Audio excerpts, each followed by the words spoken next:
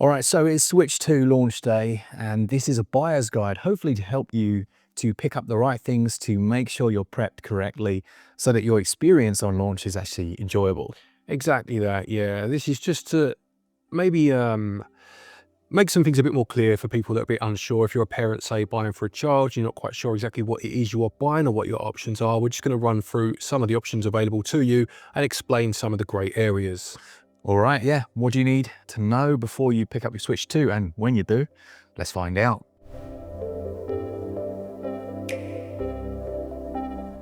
It's always nice to start any generation with a giveaway of the console that people are struggling to find. This episode is sponsored by Startselect, who are also running a competition to win your own Nintendo Switch 2. To take part in that, head over to the link in the description or the top pinned comment, but it's pretty straightforward. You just need to follow the account that links to. It's a Instagram account, like the post, and then tag a friend in the comments. Now, what is Startselect? It's an official reseller of games, gift cards, and in-game credits. They make particular mention of the fact that it's directly through publishers and distributors, unlike some websites that offer a similar service. So if you're after digital games, gift cards, in-game credits, they even offer things like Just Eat cards, Uber cards, gift cards for places like Apple and Google Play. They offer a safe, reliable, and legit way of doing that. There'll be links to all of it in the description. A thanks to those guys for sponsoring this episode and for the Switch 2 giveaway.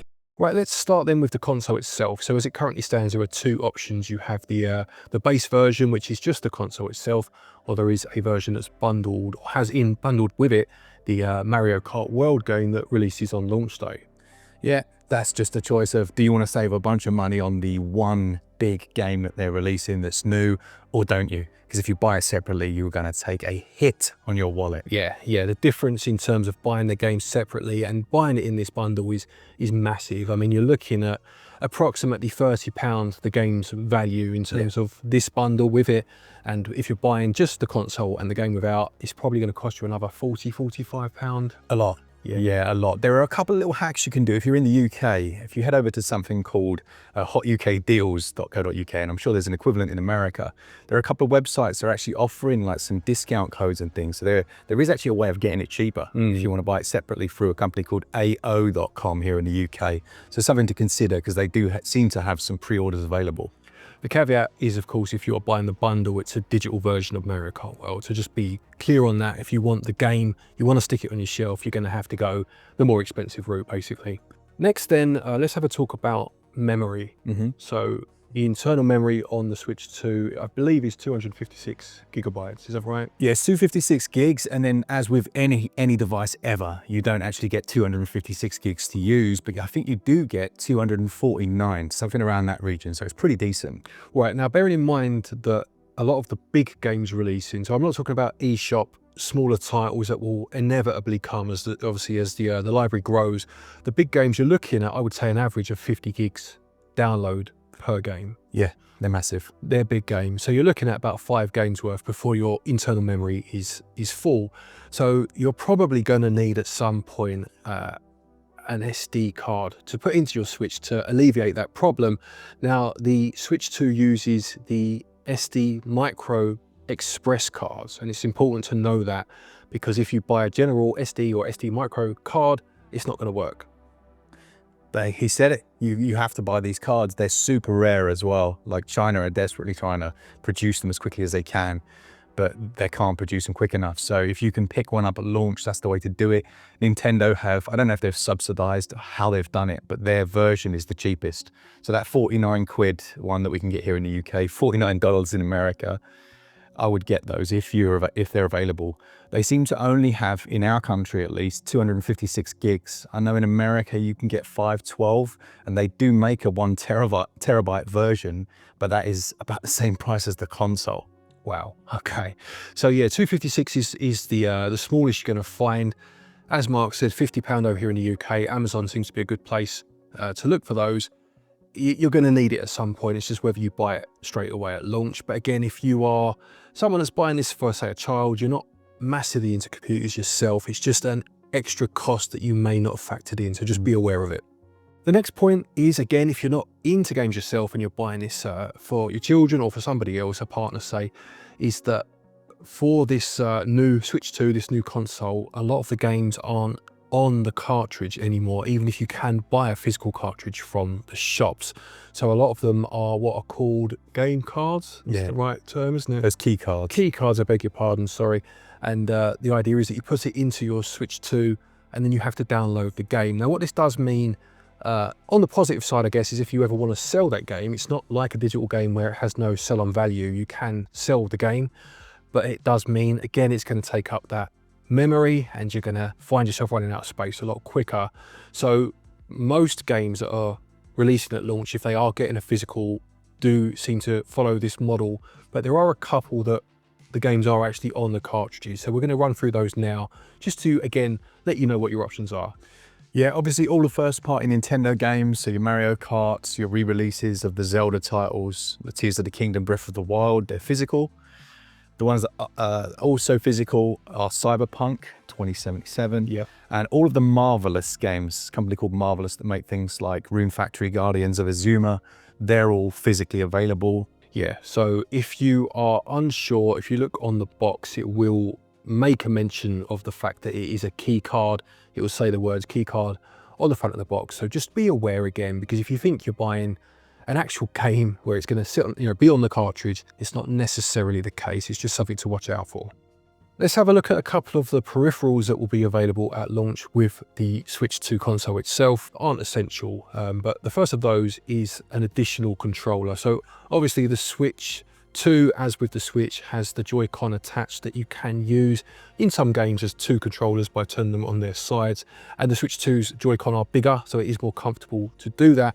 But if you do want a more traditional extra controller, then the Pro controller is available at launch, the Switch 2 Pro controller.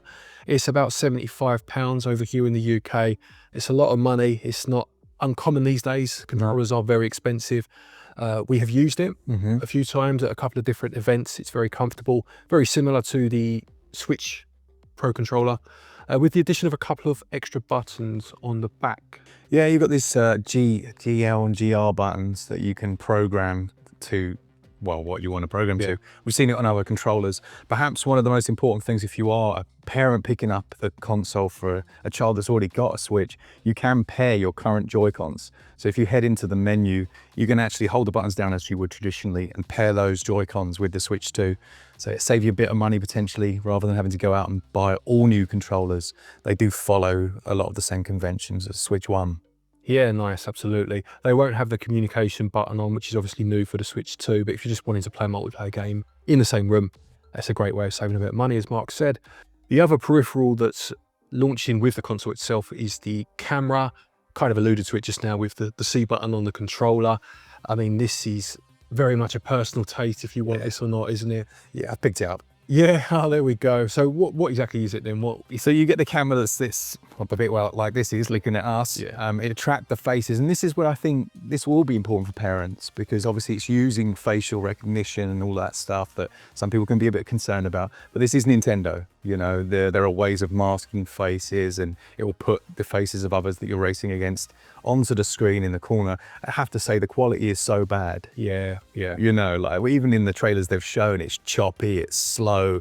I'm surprised it's as bad as it is, but it's more like you want to be able to play with your mates online and see them. Yeah, this is very much gimmicky Nintendo at their best. This is a throwback to that classic gimmick Nintendo, but it's available if you want it. Okay, last but not least then is you've just got your Switch 2, or you know you have one coming. How do you transfer across?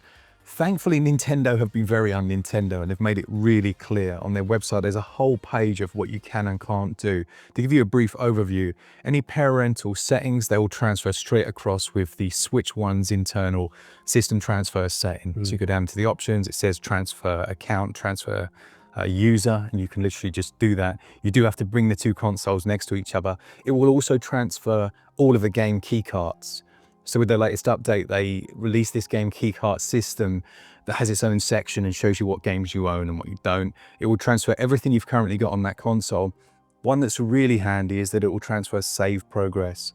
So you can literally have them carry on the game. Nice. from the, wherever they left off, and it'll be good for us as well. We can just carry on playing exactly where we left off, hopefully with some performance improvements.